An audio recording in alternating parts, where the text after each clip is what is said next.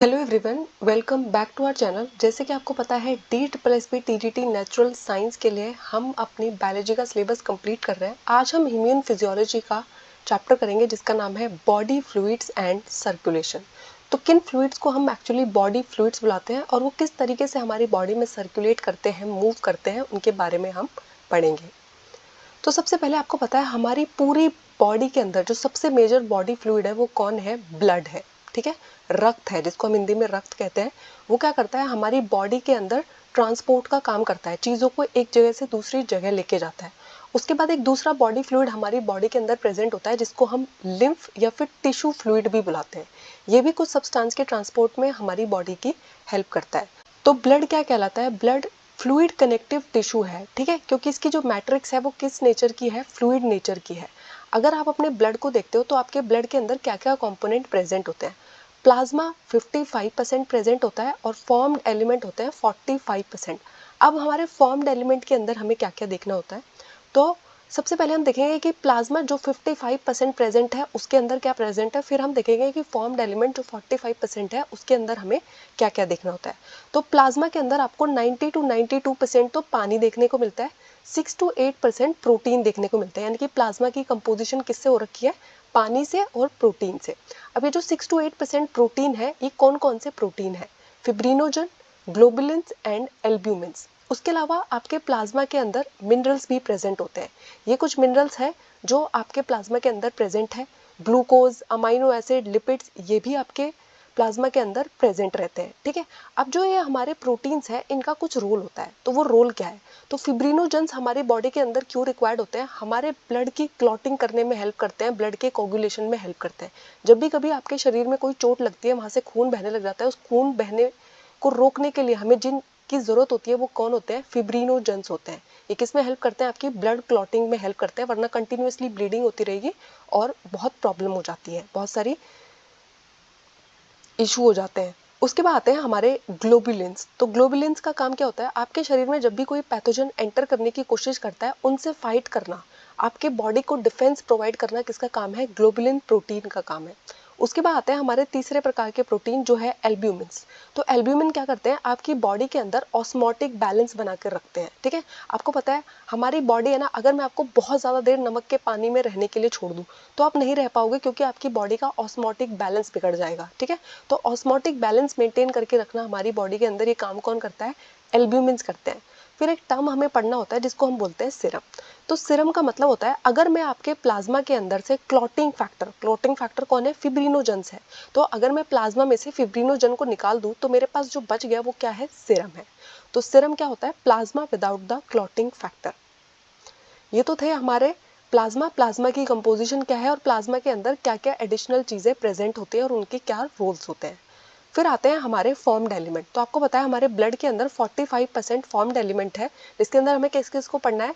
Red blood cells को, white blood cells को या फिर प्लेटलेट्स को। तो सबसे पहले हम पढ़ेंगे अपनी रेड ब्लड सेल्स, जिनका एक दूसरा नाम है इरेथ्रोसाइट्स। तो रेड ब्लड सेल जो है वो मोस्ट अबंडेंट है, यानी कि अगर आपके खून के अंदर आप देख रहे हो 45% फॉर्म्ड एलिमेंट में अराउंड 42 to 43% क्या प्रेजेंट होती है? हमारी रेड ब्लड सेल प्रेजेंट होती है। अगर आप कभी अपने रेड ब्लड सेल का काउंट कराओगे, एवरेज काउंटिंग देखोगे तो 5 to 5.5 million of RBC, millimetre cube of blood, यानी आपकी बॉडी के अंदर अराउंड 5 से 6 लीटर कितना, आपकी बॉडी के अंदर 5 से 6 लीटर के अराउंड क्या होता है? ब्लड होता है। ठीक है, अब जो हमारी रेड ब्लड सेल्स है ये कहाँ पर बनती है? रेड बोन मैरो के अंदर बनती है। तो आपको पता है हमारी रेड बोन मैरो के अंदर एक स्टेम सेल होती है जिसको हम हिमेटोपोइटिक स्टेम सेल बोलते हैं। तो हिमेटोपोइटिक स्टेम सेल हमारी क्या मदद करती है? ये फॉर्म्ड एलिमेंट्स को बनाने में हमारी मदद करती है और इस प्रोसेस को हम क्या टर्म करते हैं? हिमेटोपोइसिस बुलाते हैं। अब जो हमारी रेड ब्लड सेल्स है, अगर आप मैमल्स के अंदर रेड ब्लड सेल को देखोगे तो उसके अंदर न्यूक्लियस प्रेजेंट नहीं होता है। और अगर आप रेड ब्लड सेल के शेप की बात करोगे तो उसकी शेप क्या होती है? बायो कॉन्केव शेप होती है। अब आपने देखा होगा रेड ब्लड सेल्स जो है वो हमेशा रेड कलर की दिखाई दे रही है। क्यों? क्योंकि उनके अंदर एक पिगमेंट प्रेजेंट है जिसका नाम है हीमोग्लोबिन। तो इनका जो रेड कलर आ रहा है वो किसकी वजह से आ रहा है? इस पिगमेंट की वजह से आ रहा है जिसका नाम है हीमोग्लोबिन। तो अगर आप नॉर्मल हीमोग्लोबिन रेंज चेक कराते हो, कभी भी आप डॉक्टर के पास जाते हो और अपना हीमोग्लोबिन रेंज चेक कराते हो, तो 12 से 16 ग्राम के बीच में आपका हीमोग्लोबिन लाई करता है।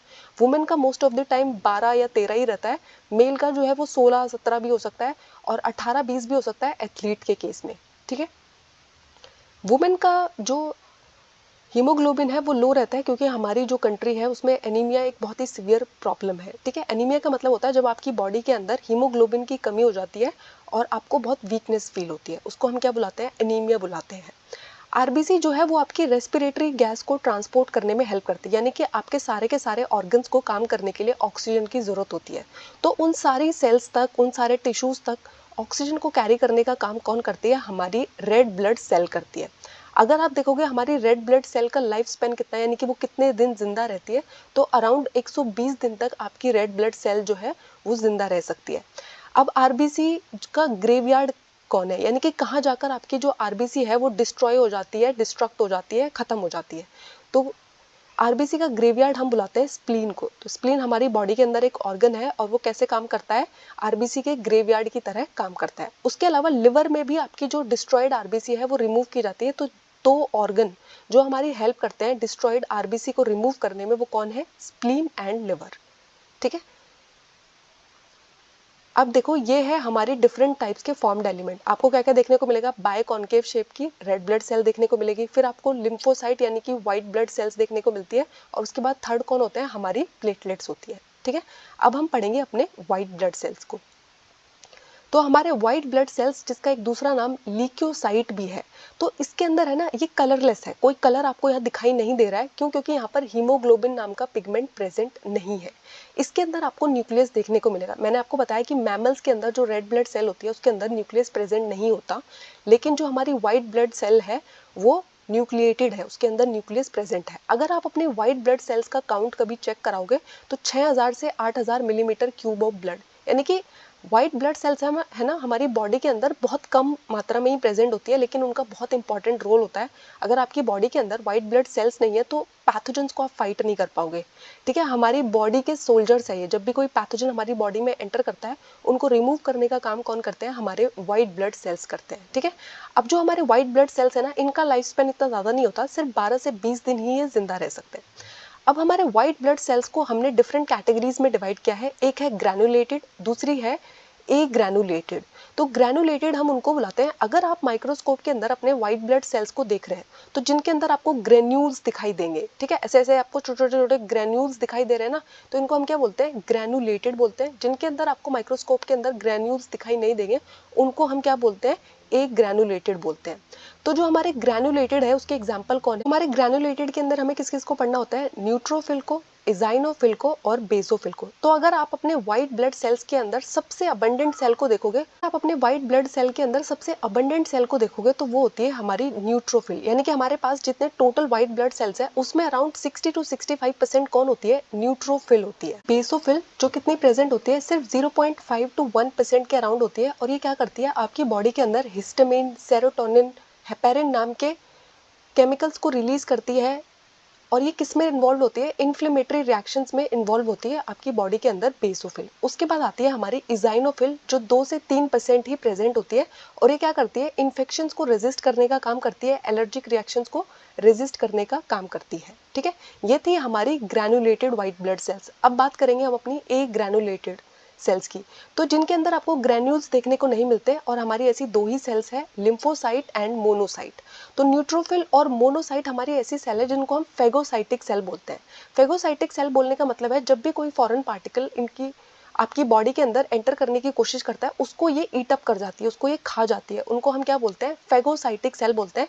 न्यूट्रोफिल जो ग्रैनुलेटेड सेल का एग्जाम्पल है, और मोनोसाइट जो एक ग्रैनुलेटेड का एग्जाम्पल है, इनको एक दूसरा नाम भी दिया जाता है फेगोसाइटिक सेल। तो कभी आपसे एग्जाम में पूछा जाए कि फेगोसाइटिक सेल्स के एग्जाम्पल कौन है, तो न्यूट्रोफिल एंड मोनोसाइट हमारी फेगोसाइटिक सेल्स है। ठीक है, उसके बाद आते हैं हमारे लिम्फोसाइट। तो हमारे व्हाइट ब्लड सेल्स में अराउंड 20 से 25% क्या होती है, हमारी लिम्फोसाइट्स होती है। हमारी बॉडी को इम्यूनिटी देने का काम B cells and T cells करते हैं। ठीक है, तो ये जो बी एंड टी सेल्स है ये बहुत सारा इम्यून रिस्पॉन्स आपकी बॉडी को प्रोवाइड करते हैं। बी सेल और टी सेल को उनके नाम भी यूनिकनेस की वजह से मिले। जो हमारा बी सेल है वो बोन मैरो में ही बनता है, और बोन मैरो के अंदर ही मैच्योर होता है, इसलिए उसे हम क्या बुलाते हैं, बी सेल बुलाते हैं। हमारा जो टी सेल है वो बनता बोन मैरो के अंदर है और मैच्योर कहाँ होता है, थाइमस के अंदर मैच्योर होता है, इसलिए उसको क्या नाम दिया गया है, टी सेल उसको नाम दिया गया है। उसके बाद आते हैं हमारे प्लेटलेट्स, और हमारे प्लेटलेट्स का एक दूसरा नाम है जिसको हम क्या बुलाते हैं, थ्रोम्बोसाइट्स बुलाते हैं।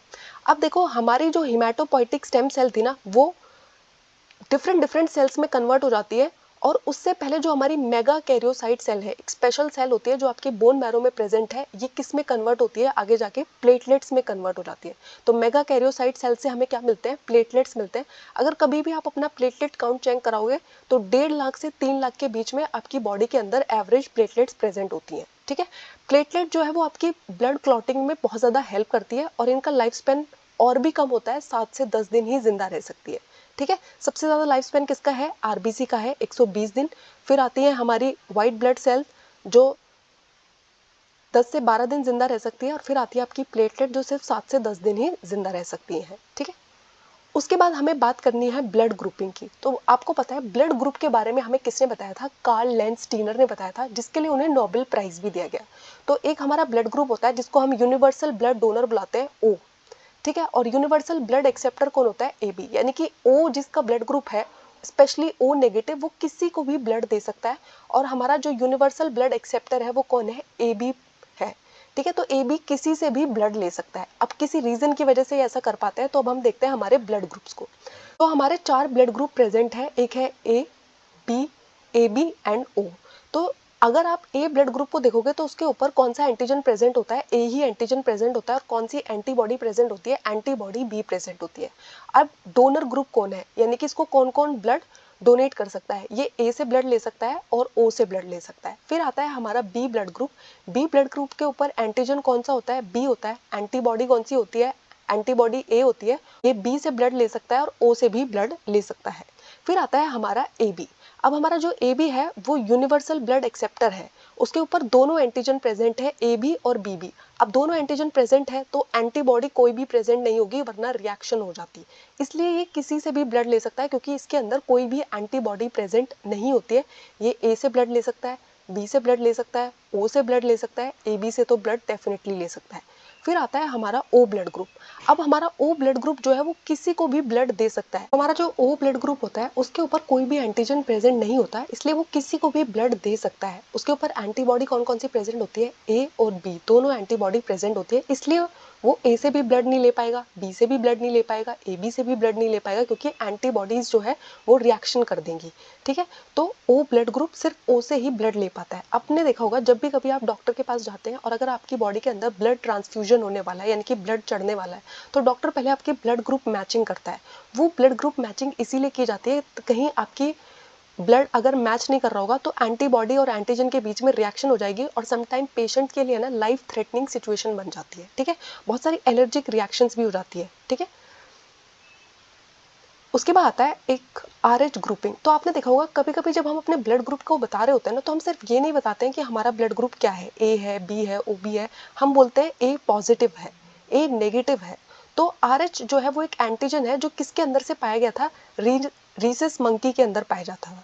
तो रीसस मंकी के अंदर से जो हमें RH फैक्टर मिला, जो हमारी रेड ब्लड सेल्स के ऊपर प्रेजेंट होता है, तो जिनके अंदर ये रिएक्शन दिखाता है उनको हम क्या बोलते हैं, RH पॉजिटिव बोलते हैं, और जिनके अंदर ये एंटीजन एब्सेंट होता है उनको हम क्या बोलते हैं, RH नेगेटिव बोलते हैं। जैसे कि सोचिए आपका ब्लड ग्रुप है ए पॉजिटिव, तो ए पॉजिटिव का मतलब है कि ए के साथ है ना इस RH ग्रुपिंग ने रिएक्शन दिखाई है। ठीक है, ये एंटीजन आपकी बॉडी के अंदर प्रेजेंट है, तो इसलिए आप क्या हो गए, ए पॉजिटिव हो गए। अगर आप ए नेगेटिव है तो इसका मतलब RH एंटीजन आपकी बॉडी के अंदर प्रेजेंट नहीं है, तो आप क्या हो गए, RH नेगेटिव हो गए, तो आपका ब्लड ग्रुप क्या हो गया, ए नेगेटिव हो गया। ठीक है, और RH ग्रुप भी आपको मैच करने होते हैं ब्लड ट्रांसफ्यूजन। ऐसा नहीं हो सकता कि कोई इंसान है वो ए पॉजिटिव है और उसको है ना ए नेगेटिव वाला ब्लड दे दे। ठीक है, क्योंकि इनके वजह से भी आपको कॉम्प्लिकेशंस आते हैं, और ऐसी ही एक सिचुएशन बनती है जिसको हम बुलाते हैं एरिथ्रोब्लास्टिस फीटलिसिस। तो इसमें क्या होता है, अगर मदर जो है वो RH नेगेटिव ब्लड की है और जो बेबी है, जो फीटस है, वो RH पॉजिटिव का है। ठीक है, जब वो दोनों आपस में कांटेक्ट में आते हैं तो एक दूसरे के अगेंस्ट मदर की बॉडी क्या करना शुरू कर देती है, इस RH पॉजिटिव ब्लड के अगेंस्ट एंटीबॉडीज बनाना शुरू कर देती है, जिसकी वजह से बेबी की जान जा सकती है। तो RH positive and RH negative match करना भी बहुत जरूरी है। ठीक है, उसके बाद आता है कोगुलेशन ऑफ ब्लड। तो मैंने आपको बताया जब भी कभी आपको कोई चोट लगती है और खून आपके शरीर से निकलने लग जाता है तो उसको है ना किसकी मदद से रोका जा सकता है, ब्लड क्लॉटिंग की मदद से रोका जा सकता है। अब जो क्लॉट है उसको बनाने में हमारी मदद कौन करता है, फिब्रिन्स करते हैं, ठीक है। तो ये जो फिब्रिन वाली पूरी रिएक्शंस होगी, अब पूरा ब्लड क्लॉटिंग होगा तो उसमें क्या क्या होता है, आपका जो प्रोथ्रोम्बिन है वो किस में कन्वर्ट होगा, थ्रोम्बिन में कन्वर्ट होगा। और इस रिएक्शन को कैटलाइज कौन करता है, एक एंजाइम कैटलाइज करता है जिसका नाम है थ्रोम्बोकाइनेज। यानी कि मेरे पास प्रोथ्रोम्बिन है, प्रोथ्रोम्बिन को मुझे थ्रोम्बिन में कन्वर्ट करना है और इसमें मेरी मदद कौन करेगा, थ्रोम्बोकाइनेज नाम का एंजाइम करेगा, ठीक है। फिर क्या होगा, आपके जो फिब्रिनोजेंस है वो किस में कन्वर्ट होंगे, फिब्रिन्स में कन्वर्ट होंगे। और यहाँ पर कौन सा एंजाइम हेल्प करेगा, थ्रोम्बिन नाम का एंजाइम हेल्प करेगा, जो अभी बना था प्रोथ्रोम्बिन से जो थ्रोम्बिन बना था, अब वो मेरी किस में मदद करेगा, फिब्रिनोजन को फिब्रिन में कन्वर्ट करने में मदद करेगा। उसके अलावा आपकी बॉडी के अंदर कैल्शियम प्रेजेंट होना चाहिए और विटामिन के प्रेजेंट होना चाहिए। मैंने आपको विटामिन वाले लेक्चर में बताया है कि विटामिन के जो है वो ब्लड क्लॉटिंग के लिए बहुत इंपॉर्टेंट फैक्टर है। अगर आपकी बॉडी के अंदर विटामिन के की कमी होती है तो ब्लड कोगुलेट होने में बहुत देर लगती है, ब्लड क्लॉटिंग रोकने में बहुत देर लग जाती है, ठीक है। तो कैल्शियम और विटामिन के का बहुत इंपॉर्टेंट रोल होता है ब्लड क्लॉटिंग में। अब हम मैकेनिज्म समझने की कोशिश करते हैं। तो क्या हुआ, सबसे पहले क्या हुआ, कहीं पे आपको इंजरी लगी, ठीक है। अब वहां पर है ना क्लॉटिंग होना स्टार्ट होगी, थ्रोम्बिन क्या करेगा, फिब्रिनोजन को फिब्रिन में कन्वर्ट करेगा। अब आपके ब्लड सेल्स और प्लाज्मा मिलके यहाँ पे क्या बना देंगे, क्लॉट बना देंगे। इस तरीके से आपकी बॉडी के अंदर ब्लड क्लॉटिंग का मैकेनिज्म चल रहा होता है, ठीक है। तो आपको याद रखना है कि थ्रोम्बोकाइनेज क्या करता है, आपको याद रखना है कि फिर प्रोथ्रोम्बिन से जब वो थ्रोम्बिन में कन्वर्ट हो जाता है, इसमें उसकी हेल्प करता है एक एंजाइम। फिर उसके बाद ये थ्रोम्बिन हमारी किस में मदद करता है, फिब्रिनोजन को फिब्रिन में कन्वर्ट करने में हमारी मदद करता है। हमें इसमें कैल्शियम भी चाहिए, विटामिन के भी चाहिए, ठीक है। अब ये तो थे हमारे ब्लड और ब्लड के अंदर क्या क्या प्रेजेंट होता है। उसके बाद आता है हमारा दूसरे टाइप का फ्लूइड जिसका नाम है लिम्फ, और जिसको हम टिश्यू फ्लूइड भी बुलाते हैं, इंटरस्टिशियल फ्लूइड भी बुलाते हैं। कभी कभी एग्जाम में सिंपली पूछा जाता है कि इंटरस्टिशियल फ्लूइड हम किसको कहते हैं, तो हमारे लिम्फ क्या कहलाता है, इंटरस्टिशियल फ्लूइड या फिर टिश्यू फ्लूइड कहलाता है, ठीक है। तो वो फ्लूइड जो हमारे लिम्फेटिक सिस्टम में प्रेजेंट है उसको हम क्या बुलाते हैं, लिम्फ बुलाते हैं। अब जैसे हमारे ब्लड का कलर तो रेड है, क्यों, हीमोग्लोबिन पिगमेंट प्रेजेंट होने की वजह से। यहाँ पे क्या है, कलरलेस रहता है और मोस्टली है ना थोड़ा येलोइश नजर आता है आपको, क्यों, क्योंकि इसके अंदर क्या प्रेजेंट है, लिम्फोसाइट्स प्रेजेंट है। और लिम्फोसाइट्स का काम क्या होता है, आपकी बॉडी को इम्यूनिटी प्रोवाइड करना है, आपको पैथोजन से बचाना, ठीक है। लिम्फ जो है वो इंपॉर्टेंट कैरियर है किस किस चीज का, न्यूट्रिएंट्स को कैरी करता है, हॉर्मोन्स को कैरी करता है, और हमारी बॉडी के अंदर जो फैट्स है उनके एब्जॉर्प्शन में भी हेल्प करता है। हमारी विलाई में आपको पता है हमारी जो स्मॉल इंटेस्टाइन होती है वहां पर सरफेस एरिया इंक्रीज करने के लिए डाइजेशन चैप्टर में मैंने आपको पढ़ा रखा है, विलाई विलाई प्रेजेंट होती है। विलाई का काम क्या होता है, सरफेस एरिया को इंक्रीज करना, तो वहां से है ना ये फैट एब्जॉर्प्शन में भी हेल्प कर रहा होता है, वहां पर भी ये प्रेजेंट होता है, ठीक है।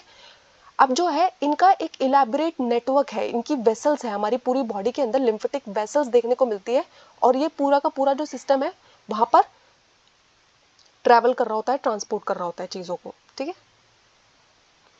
अब उसके बाद आता है हमारी बॉडी के अंदर ये फ्लूइड सर्कुलेट कैसे कर रहे होते हैं, मूव कैसे कर रहे होते हैं। तो अगर आप अपने सर्कुलेटरी सिस्टम को पढ़ेंगे तो हमें दो टाइप का सर्कुलेटरी सिस्टम पढ़ना होता है, एक होता है हमारा ओपन सर्कुलेटरी सिस्टम और एक होता है हमारा क्लोज सर्कुलेटरी सिस्टम।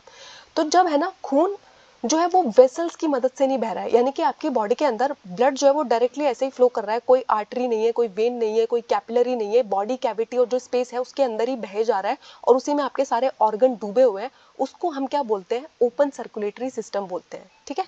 जो हमारे ऑर्थ्रोपोडा है, मोलस्का है, उनके अंदर है ना कोई ब्लड वेसल्स प्रेजेंट नहीं होते, उनके सारे ऑर्गन्स हैं और वो किस में नहाए रहते हैं, खून में नहाए रहते हैं, क्योंकि उनकी बॉडी के अंदर कोई वेसल्स प्रेजेंट नहीं है। और इस तरीके के ब्लड सिस्टम को हम क्या बोलते हैं, ओपन सर्कुलेटरी सिस्टम बोलते हैं, ठीक है।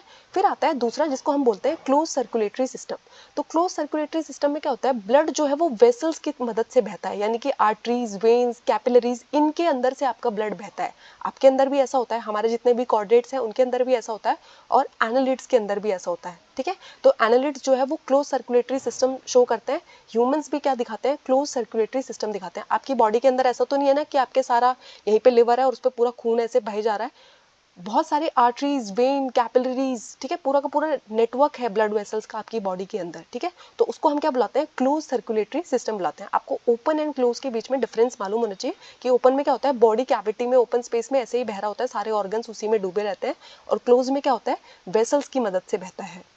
तो हमारे कॉर्डेट्स में है ना, हम फिशेस को भी पढ़ते हैं। फिशेस के पास कितने चैम्बर का हार्ट होता है, दो चैम्बर का हार्ट होता है, जिसमें एक एट्रियम है और एक वेंट्रिकल है, ठीक है। तो यानी कि डीऑक्सीनेटेड ब्लड को वो पंप करती है, ठीक है, फिर वो ऑक्सीनेटेड ब्लड में कन्वर्ट हो जाता है और फिर सारे के सारे ब्लड तक वो जाता रहता है, ठीक है। इनके अंदर आपको क्या देखने को मिलता है, सिंगल सर्कुलेशन देखने को मिलता है। फिशेस के पास सिर्फ 2 चैम्बर्ड हार्ट प्रेजेंट होता है। फिर आते हैं हमारे एम्फीबियंस और रेप्टाइल्स, जिनके पास है ना 3 चैम्बर्ड हार्ट होता है।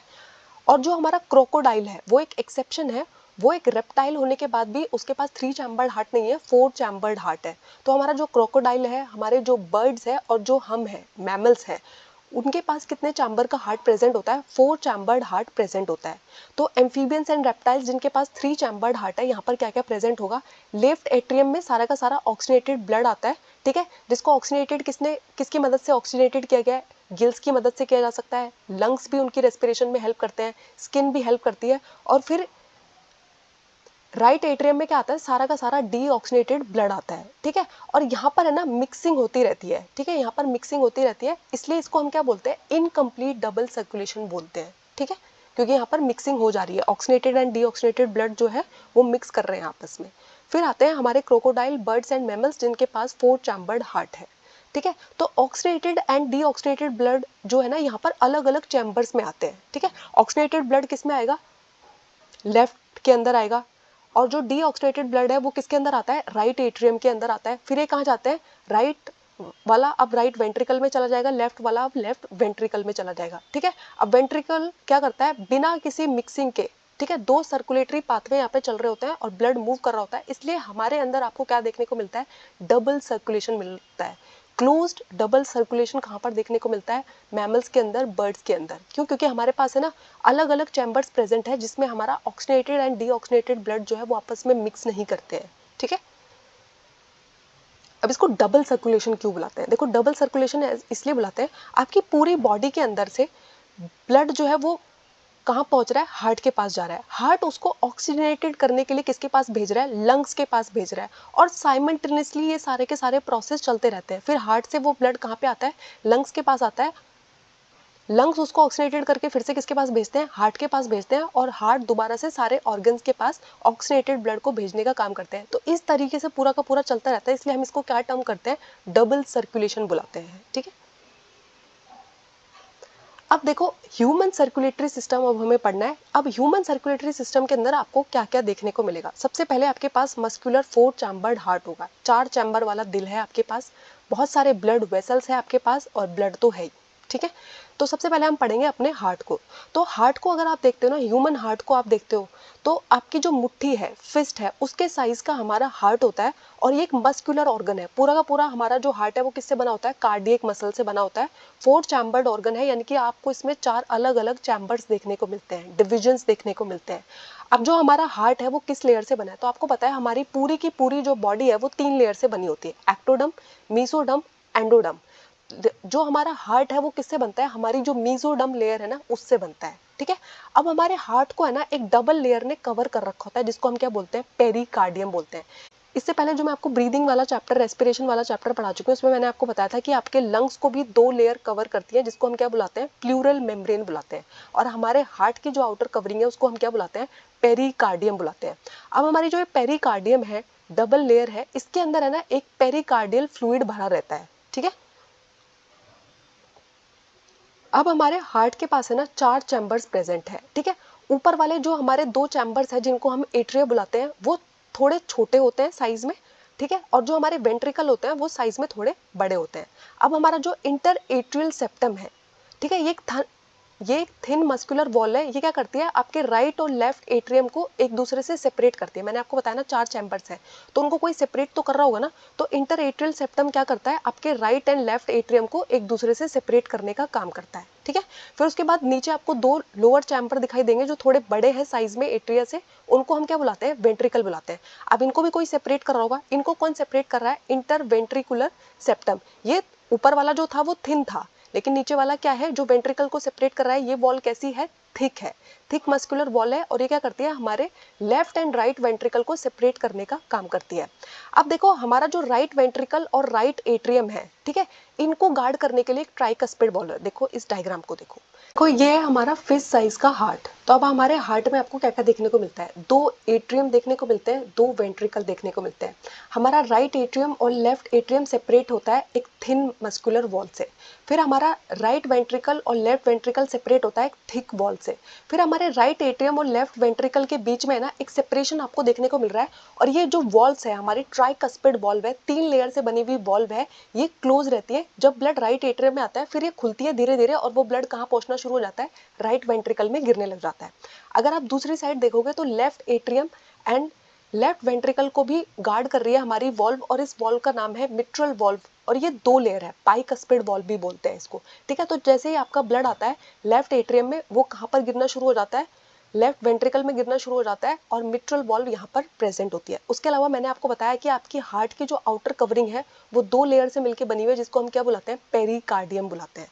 ठीक है, उसके अलावा यहाँ पर क्या क्या प्रेजेंट है, पल्मोनरी आर्टरी प्रेजेंट है, पल्मोनरी वेन प्रेजेंट है, सुपीरियर वेना कावा, ऑर्टा, ठीक है, इंफीरियर वेना कावा, ये सब प्रेजेंट है। अब हमारी इंफीरियर वेना कावा क्या करती है, आपकी जो पूरी की पूरी बॉडी है, लोअर बॉडी है, वहां के टिश्यूज से सारा डीऑक्सीनेटेड ब्लड कहाँ पर लेकर आती है, आपके राइट एट्रियम में लेके आती है। उसके अलावा जो आपकी सुपीरियर वेना कावा है वो क्या करती है, आपकी अपर बॉडी से सारा डीऑक्सीनेटेड ब्लड कहाँ पर लाकर डालती है, आपके राइट एट्रियम में लाती है। यानी कि आपकी पूरी बॉडी से डीऑक्सीनेटेड ब्लड पहले कहाँ पहुंचता है, राइट एट्रियम में पहुंचता है। राइट एट्रियम से फिर वो कहाँ जाता है, राइट वेंट्रिकल में जाता है।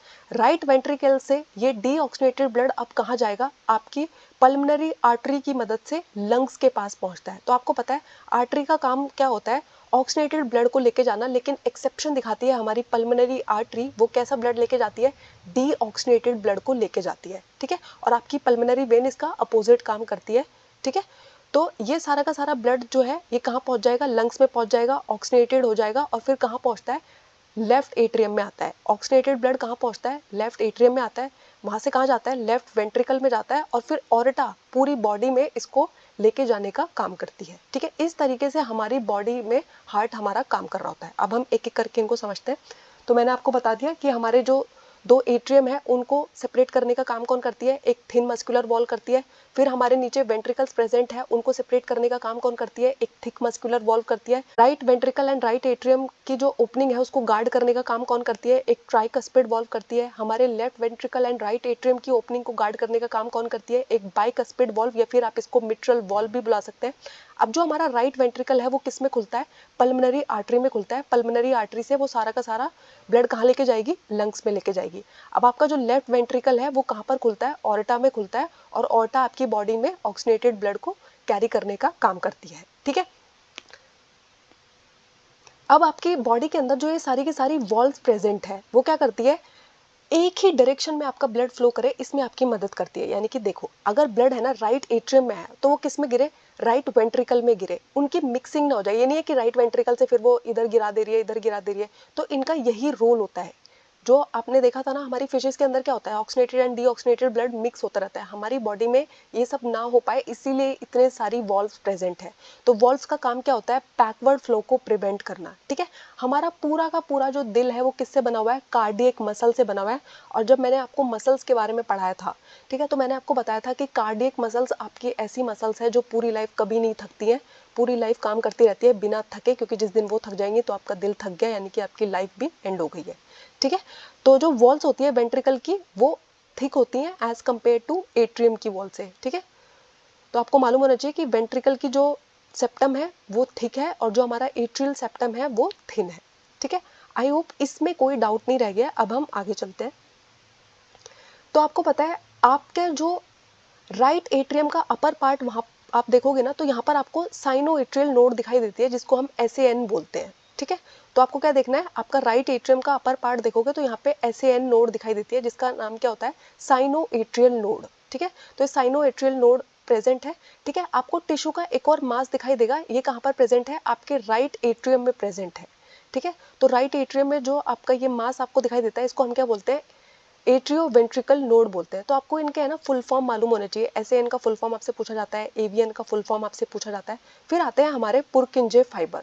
तो हमारे हार्ट के अंदर है ना पुरकंजे फाइबर्स प्रेजेंट होते हैं जो क्या करते हैं, एक्शन पोटेंशियल जनरेट करते हैं, यानी कि बिना किसी स्टिमुलस के, बिना कोई एक्स्ट्रा एनर्जी के ये क्या करते हैं, ऑटो एक्साइटेबल है, यानी कि खुद में ही ये आपके हार्ट को चलाते रहते हैं। क्योंकि देखो हार्ट क्या है, आपके घर में है ना, जैसे कि सोचो 4th फ्लोर पे क्या रखा हुआ है, पानी की टंकी रखी हुई है, वहां पर आपको प्रेशर से पानी पहुंचाना है, तो आपको एक मोटर लगती है, मोटर की मदद से अब वहां पर पानी पहुंच पाएगा। तो वैसे ही है ना, आपकी बॉडी के अंदर हार्ट जो है वो आपकी बॉडी का मोटर है, ठीक है। आपके ब्रेन तक उसको ब्लड पहुंचाना है, आपके पैरों तक उसे ब्लड पहुंचाना है, सारे ऑर्गन्स तक उसे ब्लड पहुंचाना है। तो उसके लिए उसे क्या करना पड़ता है, एक मोटर की तरह, एक पंपिंग ऑर्गन की तरह वो हमेशा काम करता रहता है, ठीक है। तो उसको है ना काम करते रहना, उसको एनर्जी प्रोवाइड करने के, जैसे मोटर चलाने के लिए आपको क्या चाहिए, इलेक्ट्रिसिटी चाहिए, वैसे ही है ना इसको क्या चाहिए, पुरकंजे फाइबर और एसएएन इसमें क्या करते हैं, एक्शन पोटेंशियल जनरेट करने का काम करते हैं। तो अगर आप अपनी साइनोएट्रियल नोड को देखोगे, वो क्या करती है, एक्शन पोटेंशियल जनरेट करती है, 1 मिनट में 70 से 75 बार वो क्या करती है, एक्शन पोटेंशियल को जनरेट करती है, ठीक है। इसकी वजह से क्या होता है, रिथमेटिक कॉन्ट्रैक्शन चलता रहता है, आपके हार्ट के अंदर क्या हो रहा है, कॉन्ट्रैक्शन हो रहा है, रिलैक्सेशन हो रहा है, कॉन्ट्रैक्शन हो रहा है, रिलैक्सेशन हो रहा है। इसीलिए एसएएन को हम क्या बुलाते हैं, हमारे हार्ट का पेस मेकर बुलाते हैं। बहुत सारे लोगों को जब हार्ट में इशू आते हैं तो उनको बोला जाता है उसके हार्ट में है ना पेस मेकर डाला गया। बहुत बार आपने ये टर्म सुना होगा, पेस मेकर। तो पेस मेकर टर्म का मतलब क्या होता है, अब उनकी बॉडी है ना खुद से वो एक्शन पोटेंशियल जनरेट नहीं कर पा रही है, उनका जो एसएएन है, वो जो टिश्यू है वो थोड़े डैमेज हो गए हैं, उतना अच्छा काम नहीं कर पा रहे। तो उनकी बॉडी के अंदर हम एक आर्टिफिशियल इंस्ट्रूमेंट डालते हैं जिसको हम क्या बुलाते हैं, पेस मेकर बुलाते हैं। अब वो क्या करेगा, उनके हार्ट के अंदर एक्शन पोटेंशियल जनरेट करने का काम करेगा, ठीक है। तो एसएएन नोड को पेस मेकर इसीलिए बुलाया जाता है क्योंकि आपके हार्ट को एक्साइटेबल रखने का काम, उसके अंदर एक्शन पोटेंशियल जनरेट करने का काम कौन करता है, हमारा एसएएन नोड करता है। एसएएन का फुल फॉर्म क्या है, साइनो एट्रियल नोड। एवीएन का फुल फॉर्म क्या है, एट्रियो वेंट्रिकल नोड। आपने सुना होगा जब भी कभी आपसे नॉर्मल हार्ट बीट की रेंज पूछी जाती है तो वो क्या होती है, आपका दिल 1 मिनट में अराउंड 70 से 75 बार धड़कता है, यानी कि हम एवरेज क्या मान के चलते हैं, 72 बीट्स पर मिनट। अब आप ये मत कहना मैम मेरा तो हमेशा 80 रहता है, कुछ लोग ये कहेंगे मैम मेरा तो हमेशा 90 रहता है। मैं नॉर्मल कंडीशंस की बात कर रही हूँ, एवरेज कंडीशंस की बात कर रही हूँ। ऐसे तो वो भी लोग होते हैं जो बहुत ज़्यादा फिजिकल एक्टिविटीज करते हैं, उनका बहुत कम रहता है, किसी का बहुत ज़्यादा रहता है। आपको हाई बीपी लो बीपी की प्रॉब्लम्स है, वो सब अलग है, स्ट्रेस सिचुएशंस में हो वो सब अलग है। लेकिन अगर आप एक नॉर्मल ह्यूमन हार्ट बीटिंग की बात कर रहे हो तो वो 72 बीट्स पर मिनट धड़कता है, ठीक है।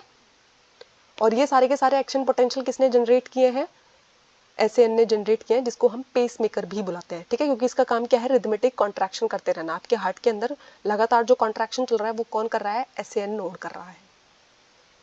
उसके बाद आता है आपके हार्ट के अंदर है ना कार्डियक साइकिल देखने को मिलता है। तो पहले आपके हार्ट के अंदर 4 चैम्बर प्रेजेंट है, वो सबके सब क्या है, रिलैक्स स्टेट में चल रहे हैं इस टाइम, ठीक है। अब क्या हुआ, आपकी जो ट्राइकस्पिड वॉल्व है और बाइकस्पिड वॉल्व है वो ओपन होनी शुरू हो गई, और पल्मोनरी वेन्स ने क्या करना शुरू कर दिया है, लेफ्ट एट्रिया के अंदर ब्लड डालना शुरू कर दिया है। जो लेफ्ट एट्रिया के अंदर ब्लड आया था अब वो किसके अंदर जाएगा, लेफ्ट वेंट्रिकल के अंदर जाएगा। और जो आपकी वेना कावा है उसने क्या किया है, आपके राइट एट्रियम के अंदर ब्लड डाल दिया, अब वो कहाँ जाएगा, राइट वेंट्रिकल में जाएगा। देखो आपकी जो जितना भी डीऑक्सीनेटेड ब्लड है उसको लेके आने का काम कौन करती है, आपकी वेना कावा करती है, और उसको कहाँ डालती है, राइट एट्रियम में डालती है। फिर राइट एट्रियम से वो ब्लड कहाँ जाता है, आपके राइट वेंट्रिकल में जाता है। अब हमारी जो पल्मोनरी वेन है वो क्या करती है, ऑक्सीनेटेड ब्लड को लाके कहाँ डालती है, लेफ्ट एट्रियम में डालती है, और फिर ये कहाँ जाता है, लेफ्ट वेंट्रिकल में जाता है, ठीक है। अब इस टाइम जो आपकी सेमी ल्यूमिनार वॉल्व्स है वो क्लोज हो जाती है, ठीक है। अब एसएएन क्या करेगा, एक्शन पोटेंशियल को जनरेट करने का काम शुरू करता है, और इससे क्या होगा, आपके जो एट्रिया है उनके अंदर आपको क्या देखने को मिलेगा, कॉन्ट्रैक्शन देखने को मिलेगा, यानी कि आपके जो एट्रियम्स है वो कॉन्ट्रैक्ट कर जाते हैं, और इसी को हम क्या टर्म करते हैं, एट्रियल सिस्टोल टर्म करते हैं, ठीक है। अब क्या होगा, इसकी वजह से आपके वेंट्रिकल्स के अंदर 30% ब्लड ज्यादा फ्लो कर रहा है, ठीक है। क्यों, क्योंकि आपके जो एट्रियम है वो क्या कर गए हैं, कॉन्ट्रैक्ट कर रहे हैं, ठीक है। अब एक्शन पोटेंशियल जो है वो कहाँ पर होगा, आपके वेंट्रिकल साइड पे होगा, ठीक है। और यहाँ पर कौन कौन करेगा इसको, किसकी मदद से होगा, एवीएन की मदद से, एवी बंडल की मदद से, जिसको हम बंडल ऑफ हिस भी बुलाते हैं। और ये क्या करेंगे, आप कि वेंट्रिकल की मसल्स अब कॉन्ट्रैक्ट करना शुरू करेगी, ठीक है। और आपका जो एट्रियम है वो क्या करना शुरू कर देगा, कॉन्ट्रैक्ट हो रखा था अब वो रिलैक्स होना शुरू कर जाएगा, और इसको हम क्या बुलाते हैं, डायस्टोल बुलाते हैं, ठीक है। अब क्या होगा, आपका वेंट्रिकल सिस्टोल हो रहा है, और आपके जो एट्रियम है वो क्या कर रहे हैं, पहले वो कॉन्ट्रैक्ट कर गए थे अब वो रिलैक्स होना शुरू कर गए, ठीक है।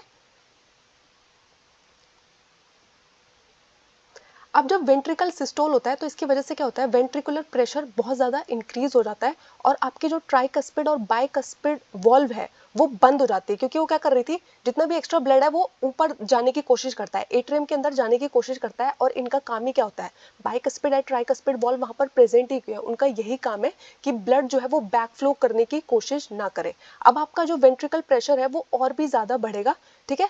और कौन गार्ड कर रहा है, आपकी सेमीलुनार वॉल्व जो है वो पल्मोनरी आर्टरी को गार्ड करने का काम कर रही है, ठीक है। जिसकी वजह से क्या होगा, आपकी जो ऑर्टा है वो खुल जाएगी। वेंट्रिकल प्रेशर जो है वो बहुत ज़्यादा बढ़ गया है, जिसकी वजह से क्या होगा, आपकी पल्मोनरी आर्टरी और ओरेटा जो है वो खुल जाएंगी और इन वेंट्रिकल्स के थ्रू, यानी कि आपकी ओरेटा और पल्मोनरी आर्टरी के थ्रू अब ब्लड जो है वो फ्लो करना शुरू कर जाएगा, ठीक है। अब आपके वेंट्रिकल्स क्या करेंगे, पहले आपके एट्रियम कॉन्ट्रैक्ट कर गए थे, फिर बाद में वो रिलैक्स हो गए थे, फिर आपके वेंट्रिकल जो है वो कॉन्ट्रैक्ट कर गए थे, अब आपके वेंट्रिकल जो है वो रिलैक्स करेंगे। इसको हम क्या बोलते हैं, वेंट्रिकुलर डायस्टोल बोलते हैं, ठीक है। जिसकी वजह से क्या होगा, अब प्रेशर जो है वो कम हो गया है, वेंट्रिकल्स के अंदर अब प्रेशर जो है वो कम होते जा रहा है, जिसकी वजह से क्या होगा, आपकी सेमीलुनार वॉल्व जो है वो खुल जाती है और कोई भी बैक फ्लो नहीं हो जाता है वेंट्रिकल के अंदर ब्लड का। क्या है, आपका जो वेंट्रिकल प्रेशर है वो और भी कम होते जा रहा है, जिसकी वजह से क्या होगा, आपकी जो ट्राइकस्पिड और बाइकस्पिड वॉल्व जो है वो खुल जाएंगी, ठीक है। अब ब्लड जो है वो वेंट्रिकल्स में फ्रीली मूव कर सकता है और आपके वेंट्रिकल और एट्रिया दोबारा से किस स्टेट में पहुंच गए, सबसे पहले वाली स्टेट में पहुंच गए, चारों के चारों फिर से किस स्टेट में है, रिलैक्स स्टेट में है, जिसको हम क्या बोलते हैं, जॉइंट डायस्टोल बोलते हैं, ठीक है। अब क्या होगा, एसएएन दोबारा से एक न्यू एक्शन पोटेंशियल जनरेट करेगा और दोबारा से जो ये पूरी की पूरी साइकिल हुई थी, पहले आपके एट्रियम सब चारों रिलैक्स थे, फिर आपके एट्रियम कॉन्ट्रैक्ट किए, फिर क्या हुआ, वो रिलैक्स करे, फिर वेंट्रिकल कॉन्ट्रैक्ट किए, फिर वो रिलैक्स कर गए, चारों के चारों दोबारा से। तो ये जो पूरी रिपीटेड साइकिल चलती जा रही है, इसी को हम क्या बोलते हैं, कार्डियक साइकिल बोलते हैं।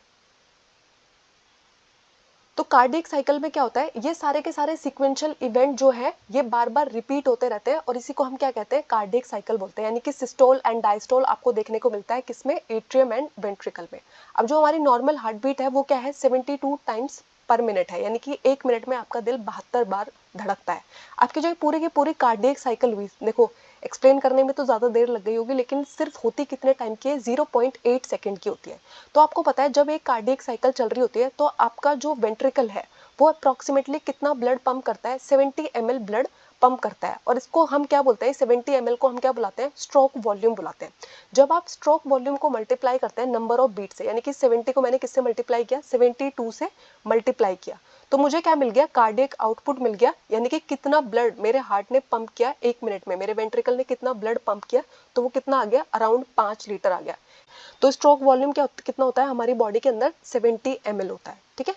और बॉडी के पास जो स्ट्रोक वॉल्यूम को एल्टर करने की एबिलिटी है, इसको हम क्या बुलाते हैं, कार्डियक आउटपुट बुलाते हैं। कार्डियक आउटपुट क्या है आपकी बॉडी का, जब आपने अपने स्ट्रोक वॉल्यूम को मल्टीप्लाई किया आपकी कार्डियक साइकिल की ड्यूरेशन से, यानी कि 72 को आप मल्टीप्लाई करते हैं 0.8 सेकेंड से, ठीक है, तो आपको क्या मिलता है, 5 लीटर ब्लड, ठीक है।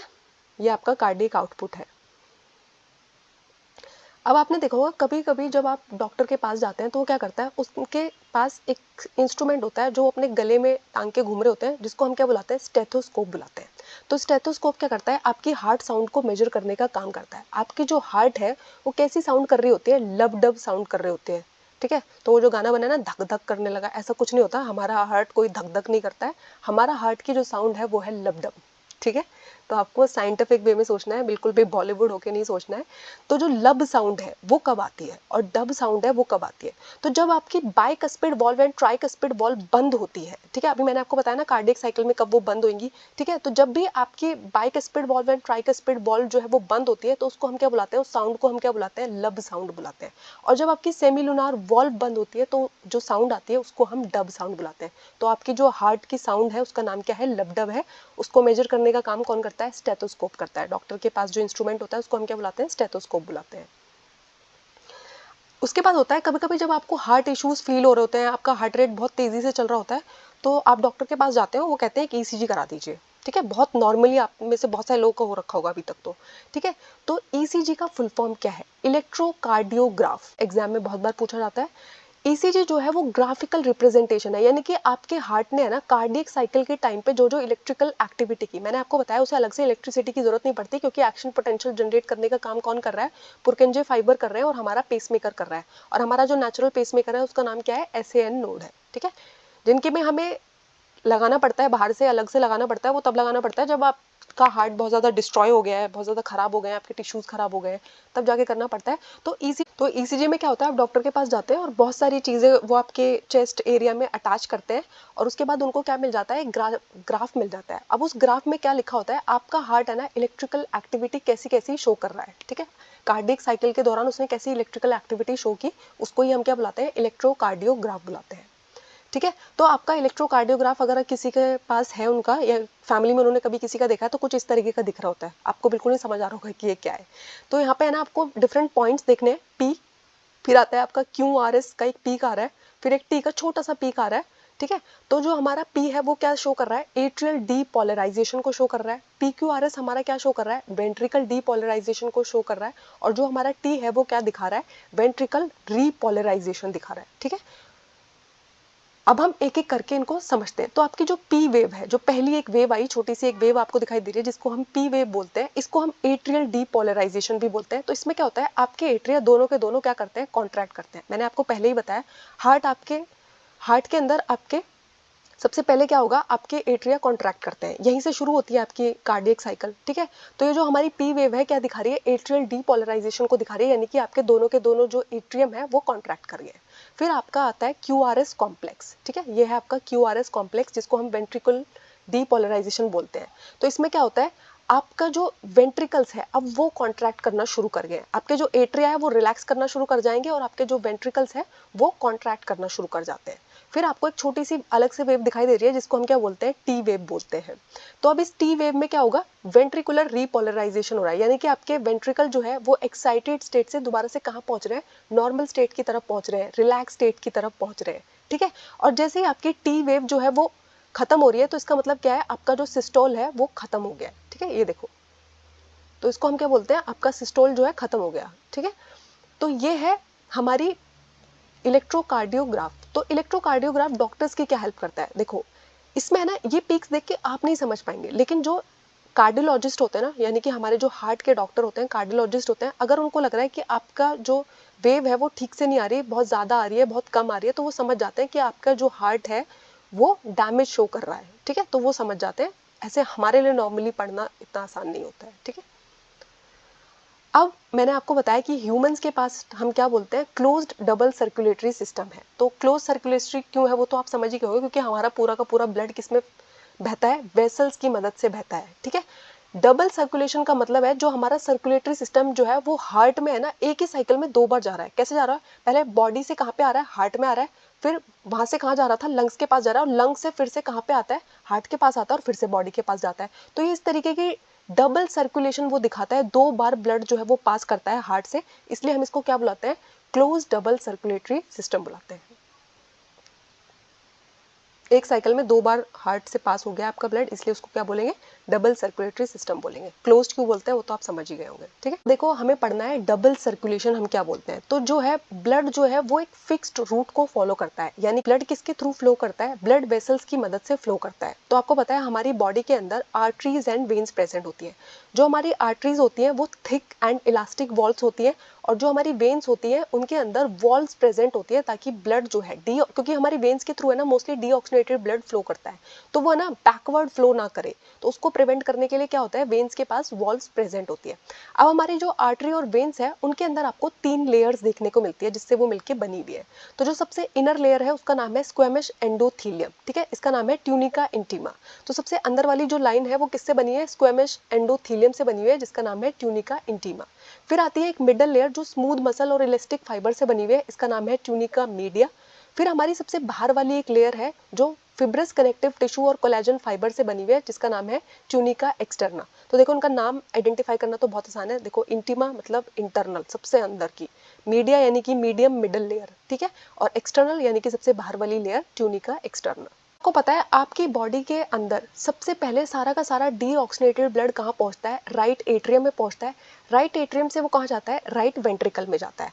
अब वहां से है ना पल्मोनरी आर्टरी उसको लेके चलती है। अब इधर लेफ्ट वेंट्रिकल में क्या होगा, पहले हमारा सारा ऑक्सीनेटेड ब्लड कहाँ पर आता है, लेफ्ट एट्रियम में आता है, फिर वो वहां से कहाँ पहुंचता है, लेफ्ट वेंट्रिकल में पहुंचता है, और लेफ्ट वेंट्रिकल से वो पूरी बॉडी में किसकी मदद से ट्रैवल करता है, ऑर्टा की मदद से ट्रैवल करता है, ठीक है। तो जो हमारा डीऑक्सीनेटेड ब्लड है उसको पंप करने का काम, उसको लेके जाने का काम कौन करती है? हमारी पल्मोनरी आर्टरी करती है। और कहाँ पर लेके जाती है? इसको लंग्स के पास लेके जाती है। अभी लंग्स के पास क्यों लेके जा रही है? आपको पता है आपका जो डीऑक्सीनेटेड ब्लड है, यानी कि जो किस में रिच है? कार्बन डाइऑक्साइड में रिच है। और हमारी बॉडी को कैसा ब्लड चाहिए? जो ऑक्सीजन में रिच हो। तो सारे डीऑक्सीनेटेड ब्लड को हार्ट से लंग के पास लेके जाती है हमारी पल्मोनरी आर्टरी। अब हमारा हार्ट से जो लंग्स के पास ब्लड पहुंचा, लंग्स क्या करता है? वहां पर जो हमारी एल्वलाई है, एल्वलाई क्या करेगी? इसको ऑक्सीनेटेड ब्लड में कन्वर्ट कर देती है। जब वो ऑक्सीनेटेड ब्लड में कन्वर्ट हो गया तो पल्मोनरी वेन्स की मदद से वो ब्लड कहाँ पर आता है? हमारे लेफ्ट एट्रियम में आता है, ठीक है। और इस पाथवे को हम क्या बोलते हैं? पल्मोनरी सर्कुलेशन बोलते हैं। तो ऑक्सीनेटेड ब्लड जो है वो ऑरेटा की मदद से कहाँ पर पहुंचता है? हमारी आर्टरीज, एट्रियोल्स, कैपिलरीज, जहां जहां पर यानी कि हमें किसकी जरूरत है?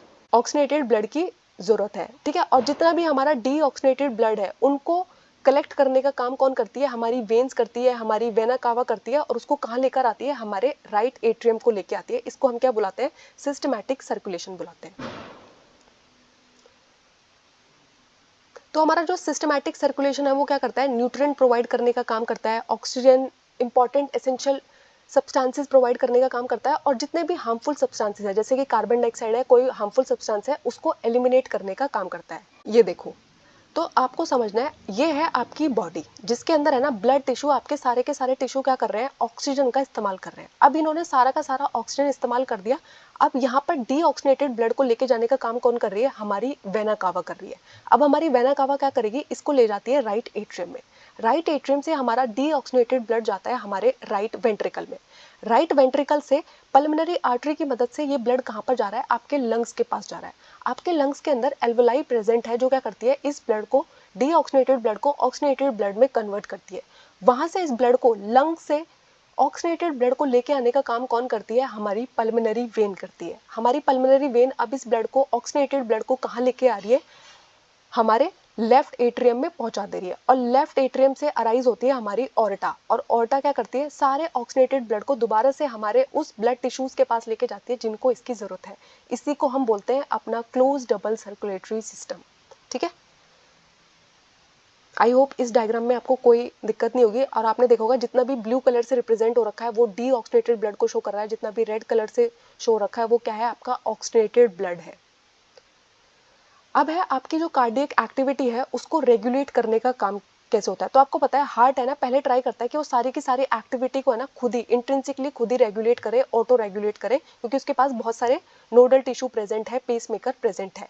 इसलिए हम अपने हार्ट को है ना मायोजेनिक हार्ट भी बोलते हैं, ठीक है, क्योंकि इंट्रिंसिकली ये खुद ही ऑटो एक्साइट करने का काम करता है, ऑटो रेगुलेट करने का काम करता है। उसके अलावा हमारे ब्रेन रीजन में मेडुला ओब्लांगेटा जो होता है वहां पर हमारे पास एक न्यूरल सेंटर प्रेजेंट है, जो क्या करता है? इसको रेगुलेट करने का काम करता है, हमारी कार्डियक एक्टिविटी को रेगुलेट करने का काम करता है। अब हमारी बॉडी के अंदर है ना ब्लड की वजह से जो डिसऑर्डर्स आते हैं उनको हम क्या बोलते हैं? सबसे पहले आप पढ़ते हो हाई बीपी की प्रॉब्लम, जिसको हम बोलते हैं हाई ब्लड प्रेशर या फिर हाइपरटेंशन। तो हाइपरटेंशन हम इस बात को बोलते हैं जब भी कभी आपका ब्लड प्रेशर मेजर किया जाता है। तो आपको पता है हमारा नॉर्मल ब्लड प्रेशर का रेंज क्या होता है? 120/80, ठीक है, यानी कि हमारा क्या है? और ये जो मिलीमीटर एचजी है इसको हम क्या बोलते हैं? मिलीमीटर ऑफ मरकरी प्रेशर, ठीक है। तो ये क्या है? हमारा सिस्टोलिक नॉर्मल ब्लड प्रेशर है, ठीक है। अब अगर आपका बार बार आपका ब्लड प्रेशर चेक किया जा रहा है, वो 140/90 आ रहा है, इससे भी हाई आ रहा है, तो इसका मतलब क्या माना जाता है? आपको हाइपरटेंशन का पेशेंट माना जाता है, हाई बीपी का पेशेंट माना जाता है, ठीक है। तो हाई ब्लड प्रेशर की वजह से क्या होता है? आपको बहुत सारी हार्ट डिजीज हो जाती है, जिसकी वजह से आपके ब्रेन और किडनी भी डैमेज हो सकते हैं, ठीक है। यानी कि आपका जो ब्लड है वो जिस एक पर्टिकुलर स्पीड से बहना चाहिए उस स्पीड से भी बहुत ज्यादा स्पीड से बह रहा है, तो इसको हम क्या बोलते हैं? हाई बीपी बोलते हैं। उसके बाद आती है हमारी कोरोनरी आर्टरी डिजीज। तो कोरोनरी आर्टरी डिजीज का मतलब क्या होता है? जिसमें आपकी जो ब्लड वेसल्स है जो क्या करती है? ट्रांसपोर्ट का काम करती है, ब्लड को ट्रांसपोर्ट करने का काम करती है, उनके अंदर आपको डैमेज देखने को मिलता है, ठीक है। या तो वहां पर किसी चीज का डिपॉजिट हो गया, आप बहुत ज्यादा ऑयली चीजें खाते हैं तो वहां पर फैट जमा हो गया, कोलेस्ट्रॉल जमा हो गया, कैल्शियम जमा हो गया, ठीक है, जिसकी वजह से क्या होता है? आपकी जो आर्टरीज है वो चौड़ी होने के बजाय ना और पतली पतली पतली होती जा रही है, क्योंकि जो रास्ता है वो छोटा होते जा रहा है, ठीक है। अब ब्लड को है ना बहने के लिए रास्ता ही नहीं मिल पा रहा है, प्रॉपर रास्ता ही नहीं मिल पा रहा है, तो इसको हम क्या बोलते हैं? कोरोनरी आर्टरी डिजीज बोलते हैं, जिसमें आपकी आर्टरीज के अंदर किसी का डिपोजिशन हो गया है, फैट का डिपोजिशन हो सकता है, कोलेस्ट्रॉल का डिपोजिशन हो सकता है, कैल्शियम का डिपोजिशन हो सकता है, ठीक है। इसलिए आपको अपनी आर्टरीज को, अपनी वेन्स को एकदम हेल्दी रखना है, ज्यादा ऑयली फूड नहीं खाना है। उसके बाद थर्ड कंडीशन आती है जिसको हम बोलते हैं एंजीना, जिसको हम एंजीना पेक्टोरिस भी बोलते हैं, ठीक है। तो इसमें क्या होता है, आपको चेस्ट पेन फील होना शुरू होता है जब आपके हार्ट मसल तक है ना इनफ ऑक्सीजन नहीं पहुंच पाती है, ठीक है।